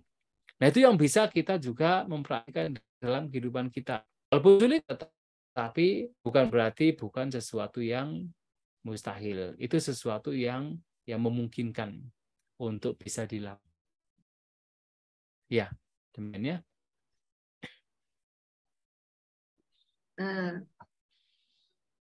Ya, semoga terjawabkan ya, Saudari Jenny. Ya, Bapak Ibu yang mau bertanya langsung di sini sama Bante, silakan. Saya ini masih ada lagi sih yang di kolom chat Bante. Tapi mungkin yang hadir di kolom Zoom ini bisa langsung bertanya duluan. Jika tidak ada, saya akan membaca yang di kolom chat ini. Nah, ini Saudari Vivi lagi Bante yang bertanya Bante. Ya Bante, yang mengenai pola pikir, kadang kita juga bisa melekat pada rasa takut atau sedih. Jadi misal kita sedih, pada dasarnya kan sedih itu pun tidak kekal, muncul dan tenggelam. Tapi kadang kita tidak sadar bahwa kita sendiri cenderung melekati rasa sedih atau takut itu. Benar seperti itu Bante? Karena kebanyakan orang beranggapan kemelekatan identik dengan melekati hal-hal yang menyenangkan. Padahal ada juga bentuk kemelekatan pada hal-hal negatif. Mohon penjelasannya Bante, terima kasih. Oh iya betul, sangat setuju. Yang dilekati tidak hanya yang menyenangkan saja, yang buruk-buruk juga banyak yang melekatinya. Buktinya apa?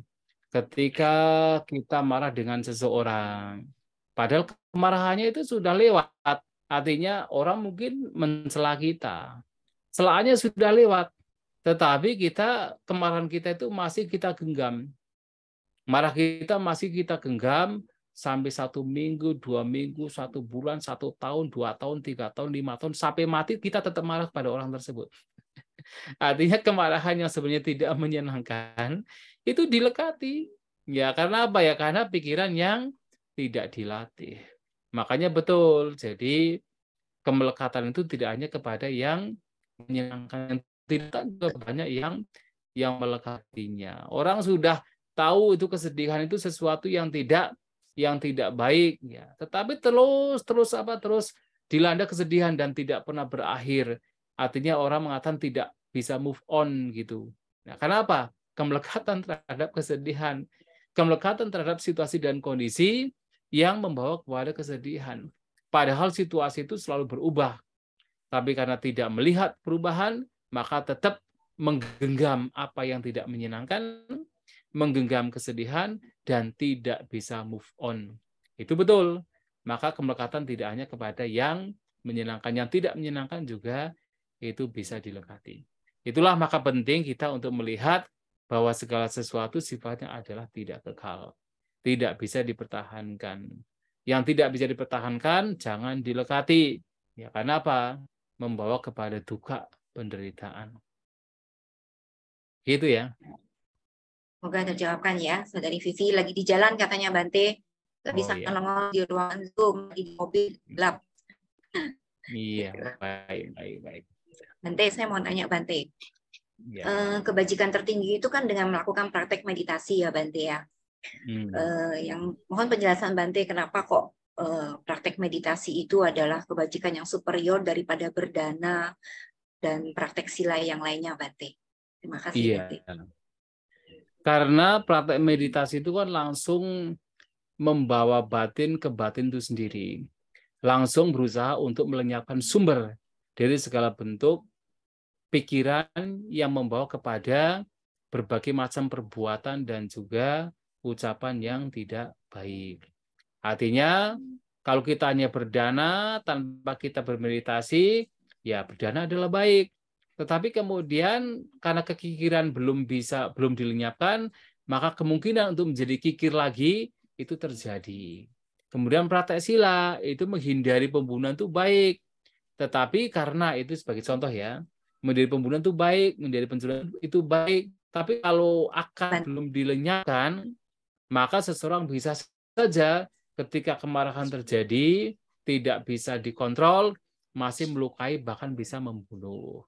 Ketika kemudian keserakahan itu karena keserakahan belum dihancurkan, walaupun dia itu menghindari pencurian, suatu saat ketika keserakahannya itu berkembang, pencurian masih bisa dilakukan. Nah, sehingga dengan kita praktek meditasi, langsung memotong akarnya, akar yang buruk, maka itulah dikatakan sebagai yang tertinggi, yang terbaik. Ya, begitu ya. Jadi seberapa sering pun kita berdana atau praktek sila, tapi kalau memang kekotoran batinnya masih tebal, itu masih tetap berpotensi untuk muncul kembali ya Bante ya? Ya, begitulah. Tapi kalau orang sudah paham apa itu praktek meditasi, ya sebenarnya praktek berdana pun juga tidak sekedar berdana. Itu juga bagian dari meditasi. Kenapa? Kalau orang tahu meditasi itu adalah pengembangan batin, maka seseorang berdana. Tapi berdananya untuk melenyapkan kotoran batin. Nah, itu berbeda. Nah, ketika seseorang itu tahu bahwa meditasi adalah untuk mengembangkan batin, maka seseorang praktek sila. Tapi silanya tidak hanya sekedar menghindari hal-hal yang buruk, tetapi juga sila, praktek sila dengan tujuan kotoran-kotoran batin yang menjadi akar dari perbuatan-perbuatan yang buruk itu dilenyapkan. Jadi berdana dan praktek sila itu akan menjadi apa? Menjadi bagian dari cita bawana. Menjadi bagian dari pengembangan batin. Itulah kenapa Sang Buddha pernah menyampaikan, bahkan tidak hanya berkenaan dengan sila, berdana. Sang Buddha menyampaikan bahwa ada motif yang paling baik ketika seseorang berdana, yaitu apa? Cita langgara, cita parikara. Berdana demi memperindah, mempercantik batin. Adalah demi untuk melenyapkan kotoran batin. Dan Sang Buddha juga menyampaikan, berdana dengan tujuan untuk melenyapkan kotoran batin, karena dia tahu manfaatnya secara langsung, itu saja bisa membawa kepada kesucian anaga berdana. Artinya apa? Berdana tetapi bagian dari meditasi. Bukan sekadar berdana untuk kebajikan, tapi bagian dari meditasi. Ya, begitu ya. Terima kasih Bante. Silakan yang lainnya yang mau bertanya, silakan langsung pada Bante. Sini. Bagiannya secara pengembangan batin. Atau dia ya kurang lebih seperti itu kalau orang. Maksudnya dia akan menggunakan sisa waktu hidupnya ini, mengisi kehidupannya ini dengan hal yang baik, berbuat banyak kebajikan. Sementara orang yang tidak bijak, mereka mengisi kehidupannya dengan kesenangan indrawi. Ini kan balik lagi ya Bante ya. Tentang ukuran kebahagiaan orang kan berbeda-beda ya Bante. Walaupun dia Buddhis atau non-Buddhis juga yang non-Buddhis walaupun dia taat beragama juga belum tentu ukuran kebahagiaannya juga untuk mengisi kehidupannya dengan hal-hal yang baik. Bisa juga dia menganggap dalam mengisi kehidupan ini hidup hanya sekali. Jadi mumpung hidup sekali kita menikmatinya dengan menikmati hidup lah Bante, jalan-jalan, melakukan kesenangan indrawi yang lainnya. Nah yang saya tanyakan Bante, kenapa kok ada orang yang punya pikiran seperti itu Bante? Dia bukan orang yang jahat, orang yang termasuk bijak juga. Tapi di sisi lain dia punya pemikiran seperti itu. Mumpung saya masih hidup, mumpung saya masih sehat, saya ingin menikmati hidup ini sebaik mungkin, bersenang-senang, berkumpul, berjalan-jalan. Mumpung saya masih memiliki uang, saya bisa bekerja dan sebagainya. Itu Bante. Iya. Mohon penjelasannya Bante. Ya karena kan kebijaksanaan seseorang kan artinya level kan. Jadi ada levelnya yang memang dia itu memang betul-betul sudah bagus. Artinya dia tahu bahwasanya hidup itu tidak hanya sekedar untuk bersenang-senang. Nah, sehingga apa? Dia mengisi hidup ini dengan berbagai macam kebajikan selagi masih hidup. Dan dia adalah orang yang baik. Selain dia itu baik, tidak merugikan yang lain, dia pun juga melakukan kehidupan yang baik lainnya dengan membantu yang lain, melakukan kebajikan. Itu yang bijak yang katakan sudah level tinggi, level atas. Tapi ada juga kemudian orang yang bijak itu, ya dia tidak merugikan yang lain, dia tidak mencelakakan yang lain, tetapi kemudian tidak terpikir untuk melakukan kebajikan. Pokoknya hidup bersenang-senang sajalah gitu kan, untuk kesenangan dirinya, tapi tidak terpikir untuk apa? Untuk melakukan yang terbaik untuk yang lain. Ya memang dia tidak merugikan tetapi tidak melakukan kebajikan. Artinya dia baik, dia bukan orang jahat, tetapi belum bijak seperti orang yang pertama. Tapi ada juga orang yang bahkan dia sudah tidak melakukan kebajikan dan juga dia hanya bersenang-senang, dia merugikan yang lain. Ada juga. Jadi dia merugikan yang lain, tidak melakukan kebajikan, hidupnya hanya bersenang-senang. Nah, itu yang paling bahaya. Tapi yang paling baik adalah dia hidupnya adalah ya tidak buruk, bahkan dia baik kepada yang lain, tidak merugikan yang lain, dia melakukan kebajikan selama dia masih hidup. Dan itu yang terbaik. Sehingga memang level orang bisa berbeda-beda dalam memahami bahtera kehidupan seperti ini. Ya kita memaklumi dengan kondisi yang berbeda-beda. Karena memang kebijaksanaan seseorang, pemahaman seseorang itu juga berbeda-beda, memiliki level yang berbeda-beda. Begitu ya. Ini ada pertanyaan Bante dari Bu Sutradewi. Namo Buddhaya Bante, berdana yang merupakan bagian dari meditasi itu bagaimana contohnya? Terima kasih Bante. Iya, jadi seperti yang tadi saya sampaikan, meditasi atau citta bawana dalam ajaran Buddha adalah bagaimana kita mengembangkan batin kita. Dan sebenarnya dalam mengembangkan batin ada dua hal yang mesti dilakukan. Yang pertama adalah mengupayakan untuk melenyapkan kotoran batin yang muncul. Jadi ketika kotoran batin muncul, upayakan dilenyapkan. Yang kedua adalah mengembangkan kualitas-kualitas batin yang positif, yang baik. Dikembangkan. Cinta kasih, kasih sayang, kedermawanan, the sense of letting go, ketidakkemelekatan itu dikembangkan. Nah, selama seseorang itu melakukan dua hal ini, apapun aktivitas yang dilakukan, artinya dia sedang bermeditasi. Ketika seseorang melihat, misalnya seseorang, orang lain, yang dulu orang tersebut pernah mengucapkan kata-kata kasar. Nah, orang tersebut melihat orang itu yang pernah mengucapkan kata kasar kepada saya lagi berjalan ke arah saya. Muncullah rasa marah. Muncullah rasa tidak suka. Ketika kemarahan terjadi, ketidaksukaan terjadi, dia berusaha untuk menenangkan. Tenang, tenang, tenang. Memunculkan pikiran-pikiran yang positif. Cinta kasih, kasih sayang. Ketika itu dilakukan, itulah meditasi. Tidak harus duduk mata terpejam. Itulah meditasi. Nah, kalau ukuran meditasi ini adalah seperti ini, menjaga batin, maka pada saat seseorang berdana, dan ketika dia berdana, dia paham sekali, dia tahu dalam batinnya saat dia berdana, cinta kasih, kasih sayang itu muncul. Artinya apa? Kasih sayang berkembang, pikiran positif kasih sayang berkembang, kebencian pada waktu itu tidak ada, berkurang. Ketika dia berdana, rasa atau pikiran dermawan itu berkembang. Dia tahu dari pikiran untuk melepas, pikiran untuk tidak melekat itu berkembang. Dia tahu the sense of letting go itu muncul dan dia tahu, dan dia pun juga tahu keserakahannya itu semakin berkurang.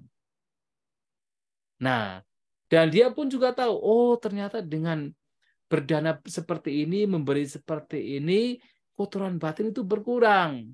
Sementara yang baik-baik seperti kasih sayang, kedermawanan, itu berkembang. Nah, mengetahui demikian artinya dia semakin bijaksana. Tahu mana yang baik, mana yang buruk. Dan dengan batin yang bijaksana artinya kebodohannya semakin berkurang. Nah, dengan pemahaman demikian, berdana dengan memahami demikian, oh ternyata ketika berdana, keserakahan berkurang, kebencian berkurang, kebodohan berkurang. Sementara kedermawanan semakin berkembang, cinta kasih semakin berkembang, kebijaksanaan semakin berkembang. Maka meditasi demikian adalah meditasi sebagai bagian dari citta bawana, pengembangan batin. Sebagai bagian dari meditasi. Jadi bukan sekedar kebajikan semata, tetapi bagian dari meditasi. Itulah yang disampaikan Sang Buddha, sehingga berdana dengan mengetahui demikian disebut sebagai citta langkara, citta parikara. Berdana demi tujuan untuk memperindah, mempercantik batin. Dan itulah meditasi. Begitu ya. Ya. Numadana Bante. Baik, sadhu. Ya, praktek meditasi yang sesungguhnya itu kan dalam kehidupan sehari-hari ya, Bante ya. Betul. Kalau kita hanya praktek di wihara, itu sebenarnya hanya untuk supaya kita lebih memahami ya, Bante, bagaimana cara praktek sesungguhnya di kehidupan sehari-hari. Gitu ya, Bante? Betul sekali ya. Ya, makasih Bante.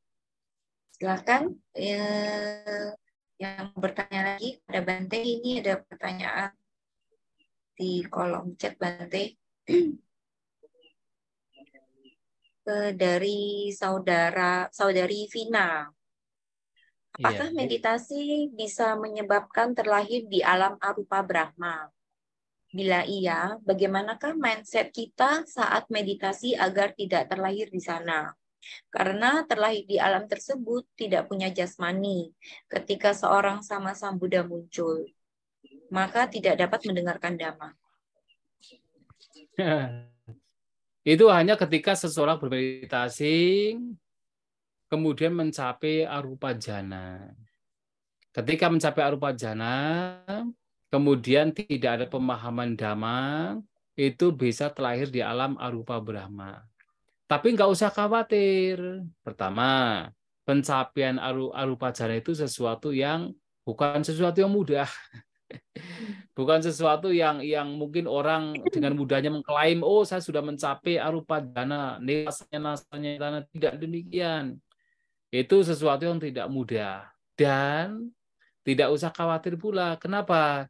Karena dengan seseorang mencapai jhana, yang kemudian disertai di sana pemahaman Dhamma yang baik, Dhamma yang benar, disertai di sana pemahaman Dhamma tentang 4 kebenaran mulia, justru itu akan menjadi satu senjata yang paling kuat, yang paling manjur, seseorang bisa terbebaskan dari segala bentuk tumimba lahir. Kalau betul-betul seseorang mencapai jhana dan memahami atau katakan mempunyai satu pondasi yang kuat berkenaan dengan ajaran prinsipil Sang Buddha, 4 kebenaran mulia, paling tidak adalah melihat anicca, dukkha, dan anatta, maka orang demikian dengan pencapaian jhana demikian itu justru akan menjadi senjata yang kuat untuk bisa terbebaskan.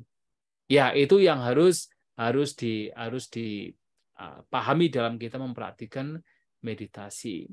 Dan bagaimana agar kita tidak terseret oleh ya kita mempraktikkan meditasi selalu yang membawa diri tidak hanya ketenangan batin, tapi juga kebijaksanaannya juga harus senantiasa untuk dikembangkan. Kebijaksanaan seperti apa? Yaitu kebijaksanaan tentang tadi, anicca, dukkha, dan anatta. Nah, kalau itu dikembangkan, maka seseorang mencapai jhana atau mencapai katakan ketenangan batin, tapi batin tidak melekat. Kenapa melihat itu sebagai anicca, dukkha, dan anatta? Dan itu akan menjadi satu fondasi yang sangat baik untuk bisa terbebaskan dari segala bentuk kemelekatan atau dari segala bentuk belenggu.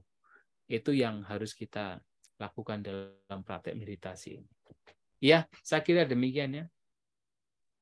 Ya, semoga terjawabkan ya, Saudari Vina. Ya, atau mungkin baik. ada yang mau ditambahkan?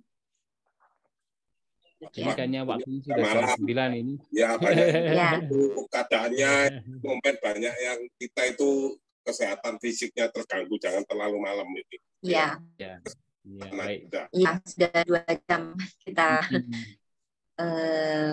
tanya jawabnya. Ya, Mungkin baik. sudah cukup ya, Bapak Ibu ya, sampai kita akhirin ya. Terima kasih atas partisipasinya. Terima kasih juga kepada Bante Santacito.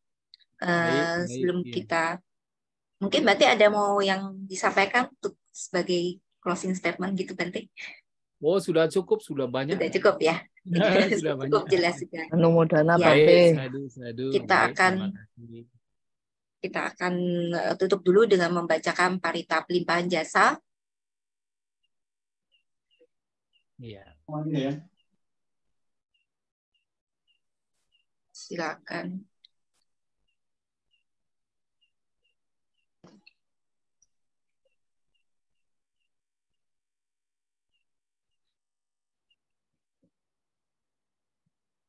Saya ya membacakan. Baik. Ya baik, ya mari kita setelah melakukan berbagai pengobatan, kita limpahkan kebajikan yang kita lakukan ini untuk sanak keluarga yang berhubungan karma dengan kita semua. Semoga mereka mengetahui kebajikan ini dan setelah mengetahui semoga mereka turut berbahagia.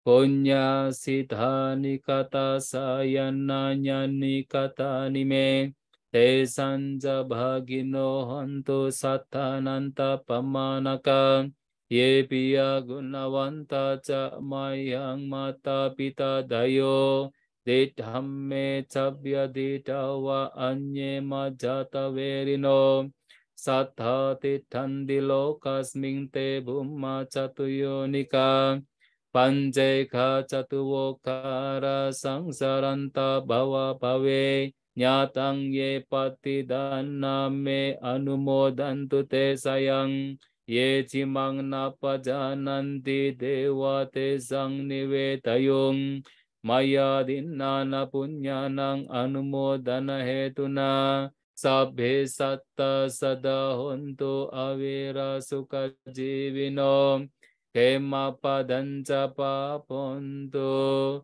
tesa sasi jatang subha. Ya, terima kasih. Sadu. Baiklah, Bapak Ibu, mari kita tutup bacaan parita malam ini. Sebelumnya kita foto bersama dulu ya, Bante. Baik ya. Silakan Bapak Ibu yang belum meng-on-kan kameranya, silakan di-on-kan kameranya dulu supaya terlihat wajahnya. Kita foto bersama sesaat dengan Bante.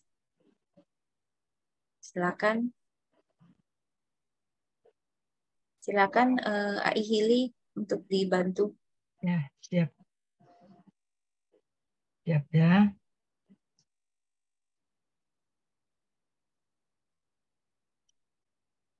Sudah hanya satu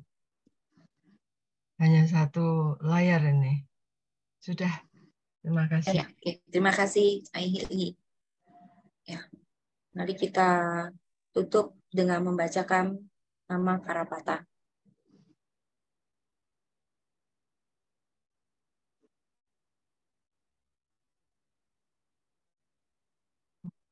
Sudah masuk ya sini. Nama Karapata belum. Oke. Mari kita bersikap anjali. Arahang sama Sang Buddha Bhagawa. Arahang sama Sambuddho Bhagawa. Buddhang Bhagawantang Abhiwademi. Buddhang Bhagawantang Abhiwademi. Swakato Bhagavata Dhammo. Swakato Bhagavata Dhammang Dhammo. Namasami. Supatipano Bhagavato Sawaka Sangho. Sanggang. Ya, demikian pembacaan parita malam hari ini. Sebelum kita akhiri, marilah kita mengungkapkan rasa terima kasih kita kepada Yang Mulia Bante Santa Cito yang telah berkenan pada malam hari ini memimpin pembacaan parita dan memberikan jawaban-jawaban yang sangat luar biasa kepada kita malam hari ini. Saya akan memimpin dengan Oka Tawandami. Oka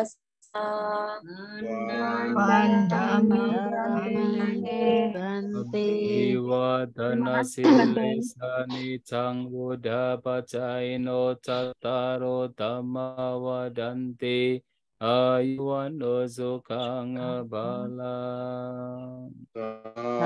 Sadu, sadu, sadu. Kalau mau dana